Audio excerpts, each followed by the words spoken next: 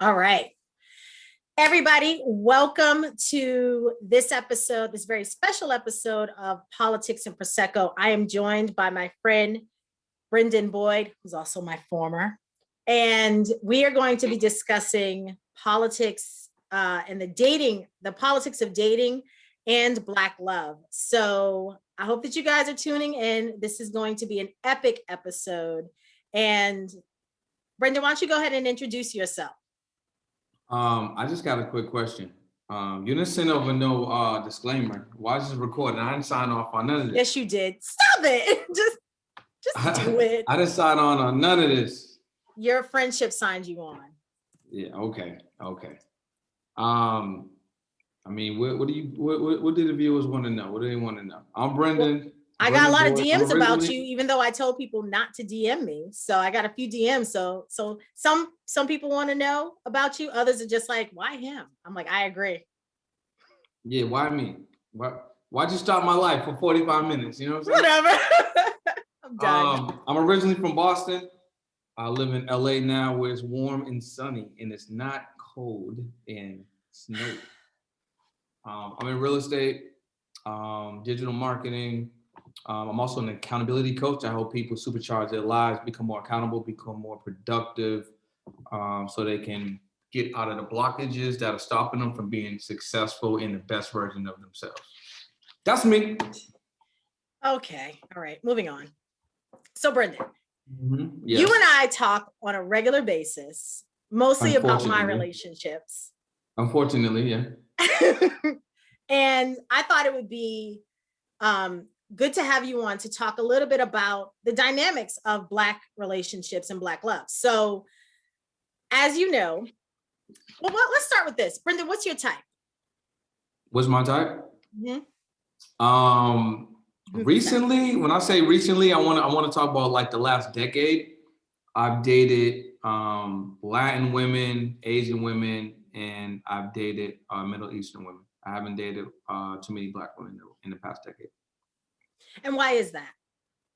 Well, when I was in Boston, I don't really feel like there was like a lot of options. You know, I felt like Boston's kind of small. I felt like the circles that I was in, I didn't really see a lot of us in those circles. You know, so the people that I was around was just, some of the people that I mentioned. Like I was around women that were like Latin, I was around Asian women, I was around Middle Eastern women. So here's my type. I didn't even ask you. But I don't care. I'm going to tell you anyway. Okay. So here's my type. If I had a type, because I really don't think I have a type, but if I did lately, I have dated smart dudes with a little bit of edge. And that has gotten me in what? Okay, hold up. Sean, are we about to do this? Let's do this. Need we go back to the last dude you spoke to? Was he smart with some edge or what? Everybody's smart with some edge. You can't just lump people in that category just because you want to just put them in the category. I just want to ask you straight up, was the last person you dated smart with edge? Yes. Because the data and the intel that I have, I wouldn't put them in that category. So Sean, let me just say, being single, I date lots of different people. And you're recently single. So I know you got your swipe fingers and your Twitter fingers going crazy right now. What are you saying? Are they not going crazy? Stop talking. So I have a penchant for dudes who can quote Marcus Garvey, but still knuck if you buck. And so I think that gets me in a little bit of trouble because that is not the image that I present. And that seems to be problematic. When have you ever seen me knuck and buck? First of all, we all know that's exactly who you are. I know Samika somewhere is watching and is loving. You could quote, you're smart, you're in, I don't like the industry you're in, but you're in the good industry for you. Because you're a Republican. First of all, I'm me. I don't like labels. Republican. I'm not into labels. Let's not label us real quick. So you're very smart, intelligent, confident Black female, you know what I'm saying, who I believe Black women are God, you know what I'm saying? But I personally, I don't think you choose people on your level. I think you settle for people that are underneath your level for whatever reason. I don't know what the reasons are, but the men that you share with me that you have the privilege of dating over the course of a couple of years, I don't think they match up to your power. So, in my opinion, I feel like the reasons why you may not have advanced in certain relationships is because you're choosing people that are not of equal or higher stature.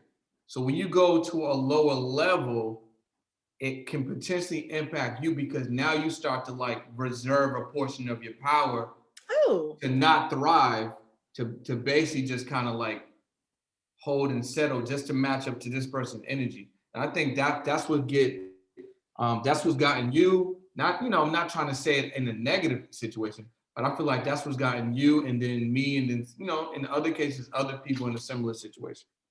So, have you ever dated down? I think I have, yeah. Because I think what happens is the ego gets involved, and the ego's like, oh man, she's attractive, or she smells nice, or she puts it together well. She got really nice features. So the ego's like, I want that, right? But what should be really going on is you had a bunch of relationships, or you met a bunch of people throughout the years in your life. You know what works, you know what doesn't work. So sometimes it's like what I know may work isn't necessarily what I'm attracted to. Sometimes we just go for what we're attracted to, and then we feel like the pool is much smaller for someone that is what we need to be dating and what we like to be dating. Trying to find out within one person. So I will say, as a Black woman who has been successful in my career, that the higher up the ladder I get, it's rare to find brothers who don't feel like they either measure up or feel like they have to be in competition. Because I feel like a lot of Black men tend to think that the world outside has me all fucked up. When I come here, I want to know that I am a man. I want to feel like a man, but how can I feel like a man if I'm not providing for her, or if she has her stuff together and I can't give her anything more than some romps and some companionship? But the truth is, most women just want the basis to be companionship. I'm not going to say there aren't sisters out there who are like, yeah, he should be making 6 figures and he should drive a Mercedes. I have never been that person. But Ashan, can you not do this? You're such a liar. But I will say this. I would rather a dude have a career, not a job. And I would rather him have a plan. But that doesn't mean that I wouldn't date somebody who's a janitor because he's a janitor.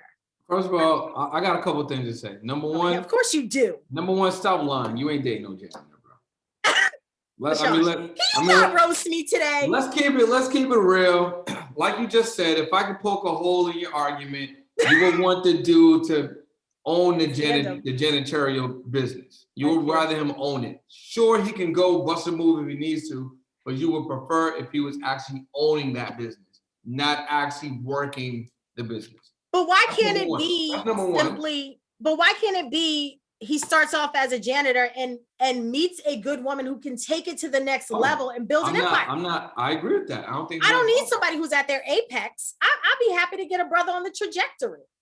No, but I feel like I think the same thing. I would take a woman who's on that trajectory too. But the other thing I was gonna say is to kind of go back to what you meant. I mean, what you were saying about maybe a guy may feel inadequate. You know what I'm saying? Mm-hmm. If he can't provide those certain things, is you want to find a man or a partner that has a different measuring stick of success of what being a man is. Absolutely. Because if you find somebody that comes in rigid and finite, and these are the only 2, 3, 4 things that makes you feel like he's a man, you already set yourself up for failure right there. And that goes for a woman as well, partner in general. You want to make sure that the communication is fluid. right? And you want to also make sure that the success is ever evolving and ever changing, whatever that measuring stick is, because we're going to evolve, we're going to get older. You're going to get new information if you're seeking out new information. So if you have new information, then your mind, your goals, and your successes and the things that you want to accomplish are going to change, especially if you can share that with the person that you're with. That's what you really want. That's what I think. So I'm going to need you to take your accountability coach hat off and be a Sean. And so you're going to sit here and tell me. I don't know what I'm talking about. This ain't accountability coaching. I ain't okay, all day. So are you going to sit here and tell me that in every relationship you've been in, communication was fluid, and that's BS? You know that, and you know I know that. First of all, I didn't say me in every situation. But I'm saying I said when meeting an individual, you need to find someone who has a measure of success that's not rigid and finite. That's what I said. Did I not say that? I'm gonna lose my lunch. That's what I don't. You know what I'm saying? So listen, the young lady that I was speaking with, for the past couple of months that I was interested in, right? Mm-hmm. And I actually posted about, not about her, but I posted about something about this, right? If you see in someone their potential, right? If you see someone, if you see in someone how far they can go, or if you see a different version of them than what they see in themselves, there's absolutely nothing you can do until that person actually sees it for themselves. So when working on somebody or wanting to build them up or live or pour life into them, if that person is not open to that, there's nothing that you can do. You know what I'm saying? That's why I greet you, certain days, because you be in your situation.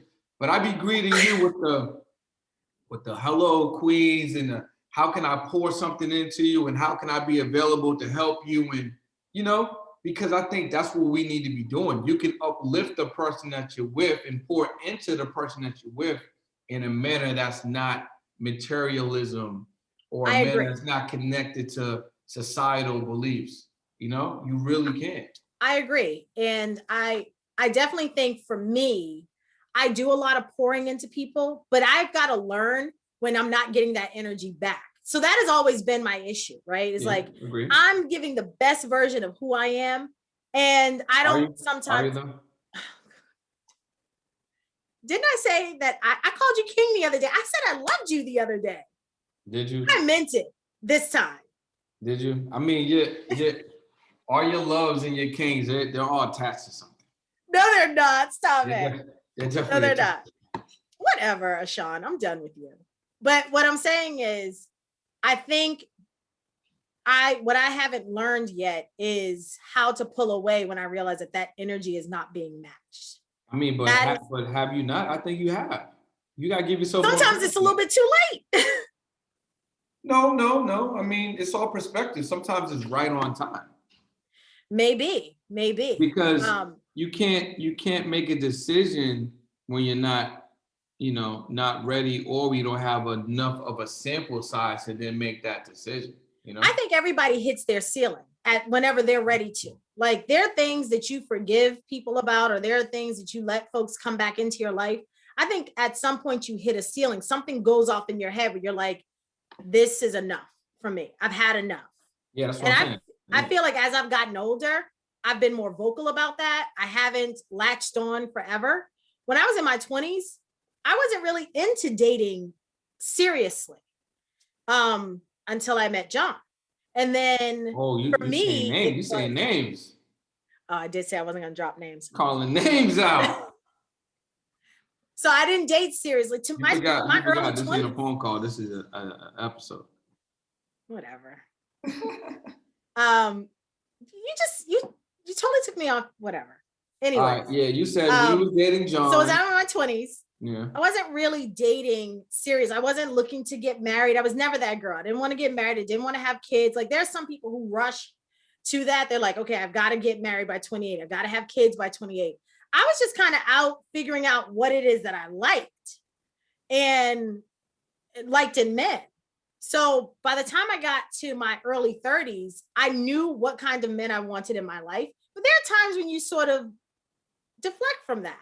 Yeah, no, And those guys are a lot of fun. So I told you this like a couple of months ago that there's like these three dudes that kind of circle in my life. There's the bored married man who, no, these aren't people I date. These are just the types of men that seem to be attracted to me. Okay, go ahead. When are you gonna stop? So there's the bored married man, right? He probably loves his wife. He's happy, but he sees a door marked exit. I have no expectations. I have no kids. There's nothing that he needs from me and that I need from him. I never date those. I do not date married men. I want to be very clear. I do not date married men anymore. Then there is my favorite, the broken bird. So the broken. What's that? I told you this before. That's the dude you're always trying to save and heal and shit. You calling me a saver? Yo, that's why when you was dating the other dude, you was gonna put on the show for him. You was gonna like pay for it. Oh my God! Yes. Stop! I remember you told me that. Stop. So put on the show. You're so weird. Virtual concert. I remember. Stop it. I'm telling you nothing. No more. We're done. Keep it real. So there's the broken bird. So the broken bird is my favorite because you almost don't see him coming. He shows up like an eagle. He's confident and he's great. He tells you all the things that you want to hear. And then you wake up the next morning, there's feathers all over your bed and this dude's wing is broken. The tagline of the broken bird is, "Why are you trying to control me?" Favorite tagline. And it's not necessarily that he's a bad guy. He just is not the guy for you. And then there is the dude looking for a come up. These dudes have nothing and they think they're going to latch on to you for your network. Oh, you can change those to the Kevin Federlines. Those are Kevin Federlines? Who's Kevin Federline? He's the one that married Britney Spears and got her pregnant. Sean, really? No. Yeah, that's what he did. He didn't really have much going on. And he got her pregnant and then, he's out here. Well, and that's him then. So I feel like those are the types of dudes that kind of swirl around me. And I got a question for you. Why do you feel like these type of men you have run into contact with more often than not? I don't know. I don't know if I give off something. You're definitely giving it off, clearly, because we all attract. We attract what attracts us. We put that off. Talking to me. I don't know what it is. I'm not gonna say that I have dated bad dudes. I never dog any of the dudes I've ever dated because they're really at the core of who they are. They're good dudes. They just may not be good for me. And I don't certainly want to, I don't like to say, he ain't shit, he wasn't shit, because that's a character flaw for me. It's like, well, you chose him. So I rarely, and I'm friends with all my exes. Like, I feel like it is important to maintain friendships and relationships. You just cut certain things off. But what are you cutting off? So next question to you, Ashawn. What are you cutting off? You cut off things. I cut off access to me that people would have gotten had we dated or had we been on the track to date. I need to cut off this access, huh?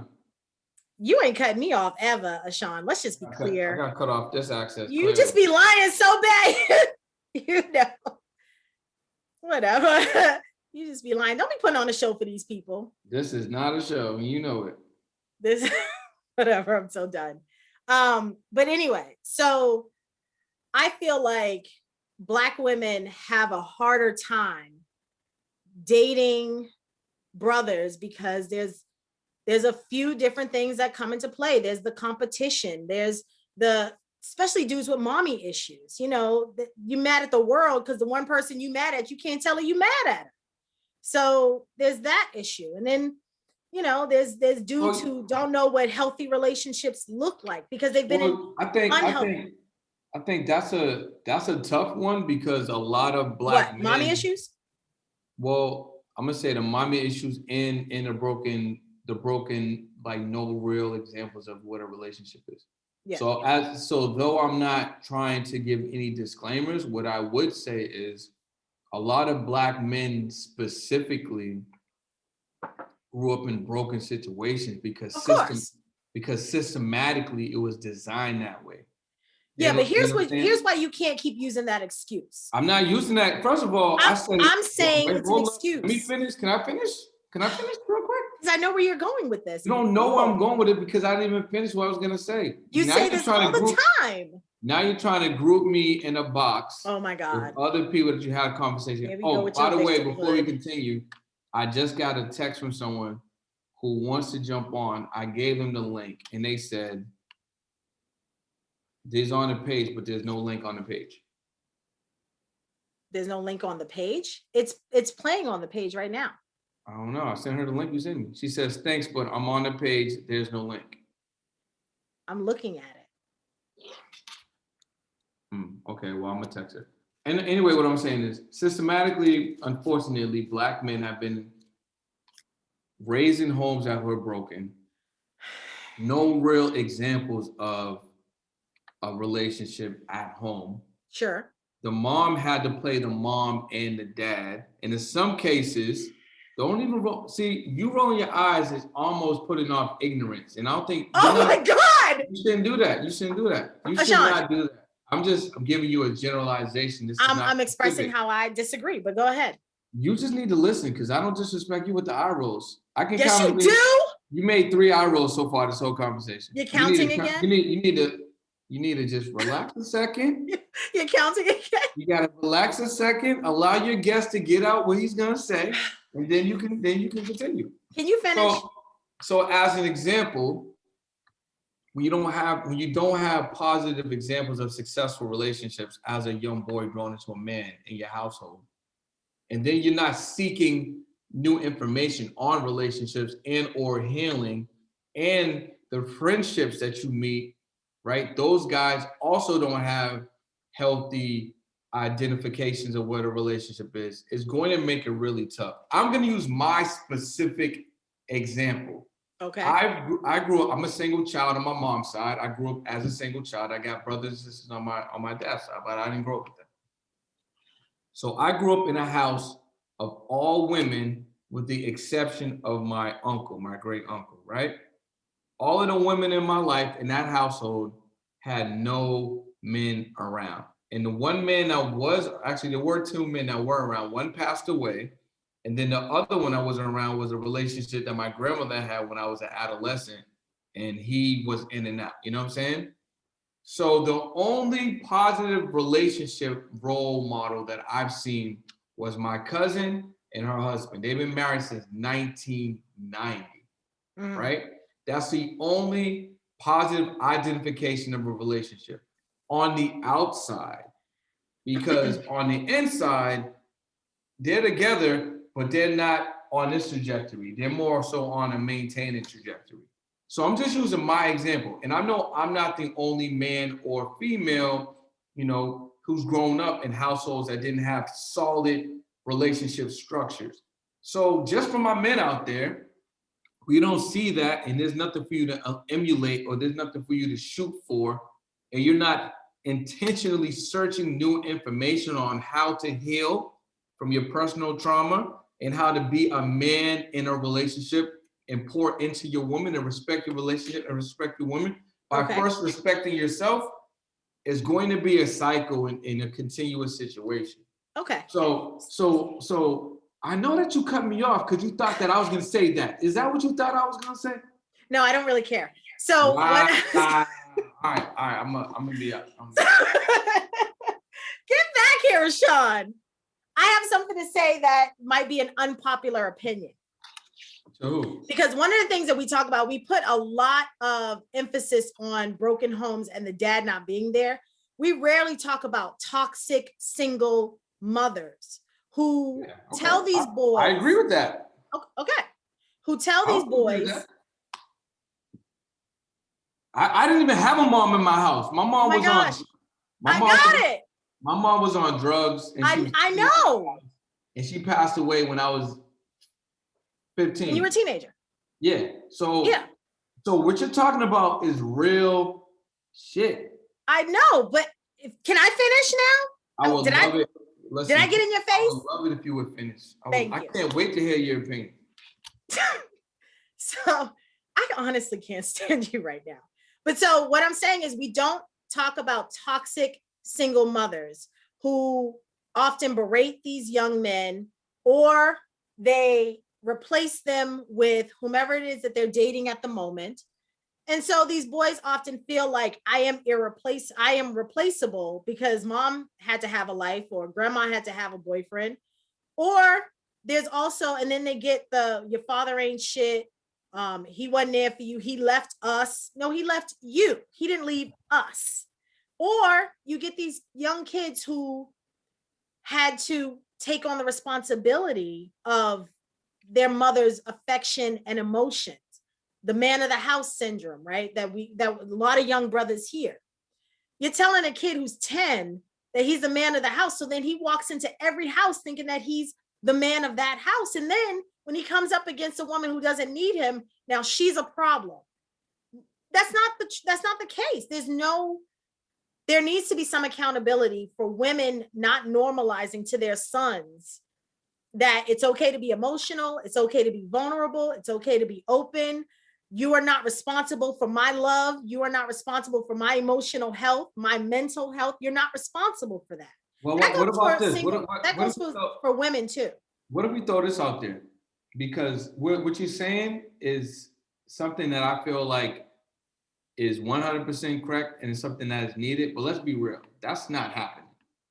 But what can happen, right, I think, is when a man meets a woman or a guy and a guy, woman, whatever, when two partners come together, right, and they're starting something, they need to start it open. Hey, listen. Sure. Hey, listen, like, this is where I am. This is where, and the other person's like, okay, this is where I am.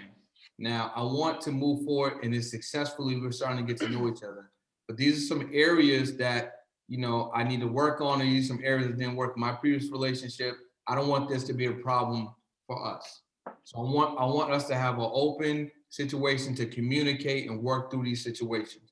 So why do you think that doesn't happen though? Because we don't start relationships like that. No, we don't. Because people don't date. I think this might be another topic for you, maybe. I don't know. But I think people don't date with intention. They play around. I love that. Say that one more time, King. People don't date. Hold on, I'll say it slow for the audience. I don't know how many views you got. How many views you got right now? Can you see it? I don't know. I'm on the Zoom. I'm not looking. Okay. People do not date with intention. They date for, I like this person, she's attractive, or he's attractive, or he got that and she got that. I want to see how it goes. You don't come into a situation like, you know what? I'm good where I am. I need a woman or a man or a partner to help complement my situation. Sure. This is what I know that I want to pour into them, because I'm coming to the table with food. I'm not going to the table just to eat and take. I'm coming to the table with food, right? Come on, somebody. So then when I see her, I'm like, hey, listen, you got some ideas? I want to help support that. You got a business? Let's supercharge this business. This is what I got going on. I would love it if you would support me. I got my thing, you got your thing, cool. Let's build something together. My schedule's tight, your schedule's tight. Let's make a Tuesday at 9 p.m. work. This is just our time. Yo, when we're together, no phones, we're doing this. Like, you have to make your situation how you want to make it. If you don't want to revisit past traumas or rewind that's good.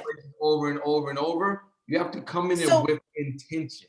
So let me say this. I'm glad you brought up trauma, because I feel the reason. What? I said, I'm glad you brought up trauma. Oh, trauma. Okay, yeah. Okay, cool. There you go. This is number 4. I hope good. I'm glad you're counting. Nobody cares that you're counting. 4 arrows. So I think the reason why people don't start their relationships with that intentionality is because nobody wants to be honest about their trauma. That's true. I think trauma affects how you communicate with whomever it is. I don't think everybody starts off like, yeah, I think I want to be in a long-term relationship with this person. A lot of people do the I want to see how this goes Yeah, factor. for sure. And I think that that's a dangerous place to be because that's not even being honest with people. Well, you know what? I don't think in that person's defense, in the kind of like, I don't want it to. I also don't want it to feel like it's rigid. Like you have to be like, I know what I want. You still have to know who you are. I feel like before you deal with someone else. You know what I'm saying? So even if you want to see how it goes, you can still have intentionality around seeing how it goes. Hey, listen, this is where I want. You know, I really enjoy spending time with you. I want to see how this goes. However, this is what I'm looking for. You Yeah. know, I don't want you to have you thinking something that's not, but this is what I'm looking for. And another thing, so I'm gonna just be a little bit brash, you know what I'm saying? I'm just giving you the disclaimer. So, you know, I started doing this thing when I was, you know, now I don't want to say when I was that young, but a couple years ago, I'd say, you know, and I She call wasn't it, young then. I'm gonna just ignore that. I do this thing what I call like doing a pussy math, right? Okay. And basically it's like thinking about the equation of dating or involving yourself with someone before you physically get in a situation that you cannot get out of. So for instance, if I'm dating someone or getting to know someone, it's easier now to just have sex with them on a first date or a second date, Okay. right? But you stop yourself from really getting to know that person. So if Sure. I have sex with a person on day one or day two, how does that change my opportunity to really get to know this person? Because I agree. sex is really easy to obtain, but what's harder to obtain is a real connection. And a problem Absolutely. that people have, why there's so many single people, including me, because I'm single again, and Y'all hear you're that? recently single, and a lot of people single out there. There's no it's easy to get sex. It's easy to busy yourself with just being around somebody, but it's harder to actually make a connection. So if you can be real with yourself and say, hey, you know what? I want to find a connection, something that makes me feel good, something that compliments me, and you know what, we can really go somewhere versus something that's just going to take up my time. And I think when you start looking at it like that, like I said, I call it doing the pussy math, right? You actually reduce potential issues that you can have. Because sometimes, what's the worst thing you think about? Oh, I'm hanging out with this girl. Damn, I hope my phone don't ring. Shit, she's gonna call me. Shit, I put my phone down. Like you don't want that stress. That's ridiculous stress. You know what I'm saying? Or like, girl came through, she left something, and then a new one's coming. That's stressful, and it takes so much time and energy away from you being a successful person. But Unless you already that's also what happens to a lot of people who don't have healthy relationships, because the fact that they feel like they need to juggle multiple people and whatever one fits for the moment, that's stressful in itself, instead of just focusing and using your energy on one person at a time. I'm not saying that everybody should be, but it starts here first. I get it. You gotta love you first. I totally get it. I think a lot of times when people can't choose one person, that's very telling of who they think they are. Yeah, it's very indicative. I don't want to run out of options because I know I'm not enough, but I don't want to run out of options. I get that. But I want to just kind of go back to your pussy map or math or whatever you called it. It's not a pussy mat. It's pussy map. I said map. It's not pussy map. What is it? Math. MATH?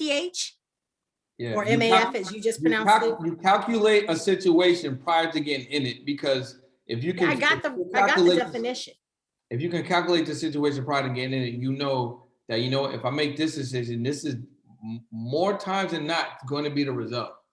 And I really don't want to go this. I don't really want to go this route or put myself in a situation with this person, because if it doesn't work out, it's another body, or I might feel away, she might feel away. Like you need time to develop the actual friendship or I agree. to develop a connection before you decide, you know, I want to take it there with this person.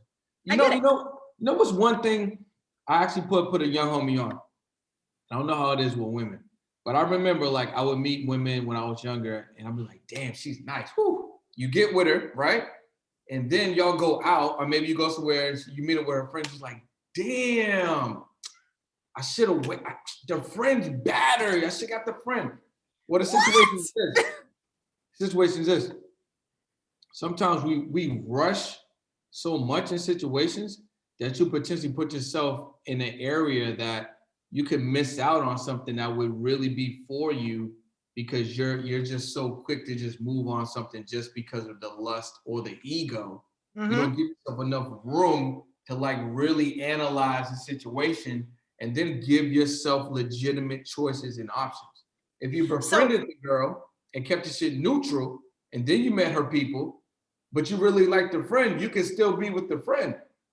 Or that is some messy ass shit. It's not messy at all. What I'm trying to say to you is this. By not overstepping and surveying your options or surveying the situation, you can have a healthy friendship and a healthy relationship, is what I'm trying to say. So, Ashawn, let me ask you this since you're old now. So, now that you're old, first of all, you see my face? I don't know what you're talking about. You don't want, I mean, it's a whole nother episode. We can talk about that. Y'all, he lives to roast me. Hey, your viewers out there, you see this? If y'all want my skin regimen, shoot me the DM. I got y'all. I can't. Oh God, I'm gonna lose my lunch. Nobody cares. But since you're older now, I mean, they care. Since you're older now, wait. Let's talk about what's You're important. older than me by like a month or two. That's wrong. By the way, too wrong. By the way, it's coming out. You know what I need. Yeah, you're definitely gonna get a Tiffany's box, all right. Trust me. You're getting that 100%. Ooh, good. Can't wait for you to open it. That's what I love. I love to hear it. So here's the thing. But now that you're older, what would you prefer? Physical attraction over emotional attraction, or does it matter? I want it all. Okay, so what are you most drawn to first, though? Now that you're older, because it's different. In my 20s, I wanted a certain type of dude to look a certain type of way. He had to be, well, I still keep this minimum. He's got to be at least 6 feet tall. So like, but I don't necessarily care about like clothing or, you know, what kind of car. That's easy to fix though. Okay, fine. So I'm asking you, now that you're older, what's more important to you? How she carries herself or what she looks like? The connection. I mean, obviously, I want to go that's attractive. I want to go that's attractive 100%, but the connection matters the most. It has to be the connection. Okay. It has to be electric. And that's why the girl that I was talking to or speaking with and hanging out with like fairly recently, I was drawn to her because it was an electric connection. I mean, granted, she was fine. I mean, she's fine, but I've been with a lot of good-looking and attractive and beautiful women, but it's the connection, it's the electricity around that connection that I want. You know what I'm saying? It can't just be a girl that's pretty that got a nice body and it's just pretty. Like it has to be the connection, and she has to be going somewhere with her life. Yeah. I want to be my girl's biggest cheerleader. I want to get pom poms like, let's go. Ashawn, I just want to say for the record, you don't cheer me on. You roast me. You're not my girl, bro. You're not my girl. But you're not my girl, bro. But I'm your friend, and you still don't cheer me on. Bro, me being on this episode is cheering you on. You talking about? Whatever. I don't know why I'm your. By the way, you got 3 minutes left. You got 3 minutes left. By the way. It's actually 5, according to my. Hold on. Let me check my other clock. You ain't got no other clock. Okay, all right. You got your own time now? You got 5 minutes. You're right. Yeah. See, you missed that math. You missed that. So anyway, let me draw you a map here. I'm gonna draw you a map. So anyway, as I was saying, and to kind of tie this all together, what is your definition of Black love? Like honestly, like from, oh my God, can you pay attention? You got that? That's your map right there. What's your definition? I'm going to call you after this, right? Yeah, you know this is going to be your most viewed episode, 100%. Not at all. All right, cool. Again, I asked you a question. Answer. See, this is your problem. I be All right, asking questions. okay. What's the question? You're What's so my definition of dismissive. black Yes. love? My definition of black love is self-love. It has to be self-love. Self-love first. You know, like, because you can have two amazing black people together, and on the outside you're like, oh, that's beautiful, that's black love. But it can still be a toxic or a situation that is not right on the inside. So it has to be Super self-love. toxic. It has to be self-love. Self-love first. Self-love first. If you're dating someone that's culturally your situation, obviously we're talking about African American descent or Caribbean descent, right? Black people or Latin descent, they're also black, right? Black people. It has to be self-love first. If you're dating someone that is non-black, right? I feel like there has to be a greater understanding of that person's culture. It has to be a greater understanding of that person's culture. And what comes with that is the self-love. So self-love, baby. Self-love for the win, baby. Look, that's six eye rolls. I hope you guys are counting with me. That's Nobody 6 cares. eye rolls so far. Nobody cares. So here's my definition of black love. I didn't even ask you. I don't care. You know, I'm gonna tell you. Okay. So my definition of black love is understanding that as a unit, we are better together than we are apart. And because of that, that's how we build out kingdoms and queendoms. Did you write this down beforehand? It would just kill you for 5 minutes to be serious enough to listen. But no, not you, Sean. You have to be dismissive. Why? Because it's a defense mechanism. That was pretty. No, it's not. That was pretty sharp. That was actually really good. I'm smart. I'm pretty impressed. I always impress you. Stop it. Listen, I wish I could have said that like you said that. Ooh, you came off on that one. You can never. But all right, so we're gonna wrap this up. Sean, I love you. Okay, I love you too. All right. We have this. You're not gonna tell me you love me? I literally just said it. Oh. See, I told you before. You have a hearing problem. You have a hearing problem. You hear what you want to hear. So. Exactly. But if you know this about me. So you know what? I'm glad that this is recorded, so you can go back to the end. You can hear me say it without saying, "Are you gonna say it?" Clearly, I said it. I got receipts on you, Sean. Please don't. No, this is the biggest receipt. So instead, to go forward, what I'm gonna actually say, I'm gonna cut this clip from this episode and I'm gonna just text it to you. No, you're not. Anyway, so as I was saying, I love you, Sean. Okay. I think you are everything. You know this already. And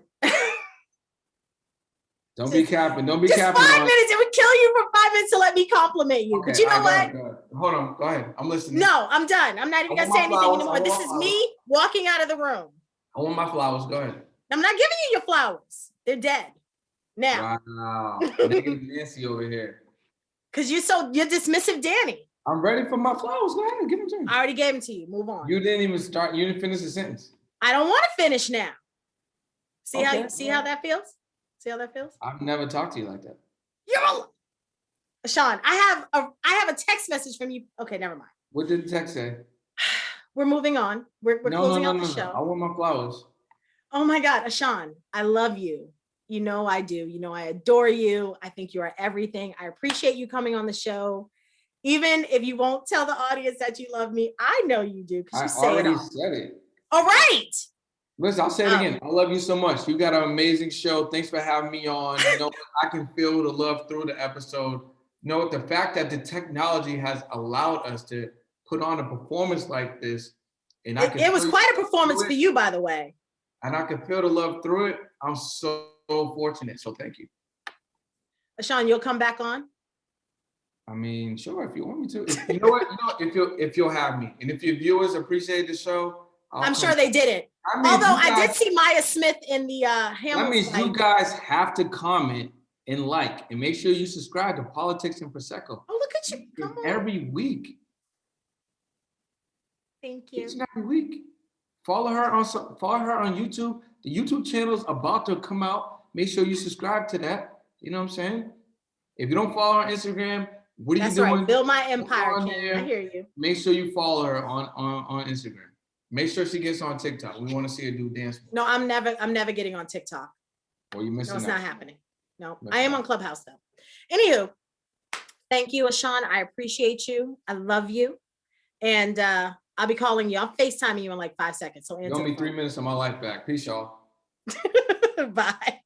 Thanks everybody for tuning in. See you next week with Anissa Sabi George. And also we have a special guest for the What You Sipping On. Oh, by the way, I was sipping on that brown stuff tonight. So we'll see how this fares.